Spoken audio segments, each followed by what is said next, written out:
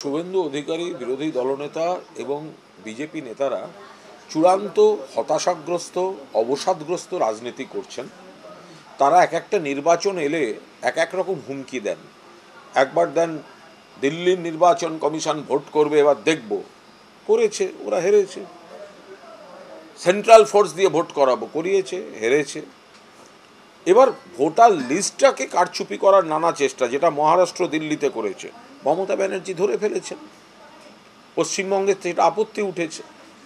এগুলো করতে গিয়ে ওদের যে এখন জাতক্রোধ হয়ে গেছে, ওদের সব চক্রান্তগুলো ফাঁস হয়ে গেছে, সেই কারণে এই ধরনের আচরণ করে বেড়াচ্ছে। ওদের সঙ্গে, বিজেপির সঙ্গে বাংলার মানুষ, বাংলার উন্নয়ন, এগুলোর কোনো সম্পর্ক নেই।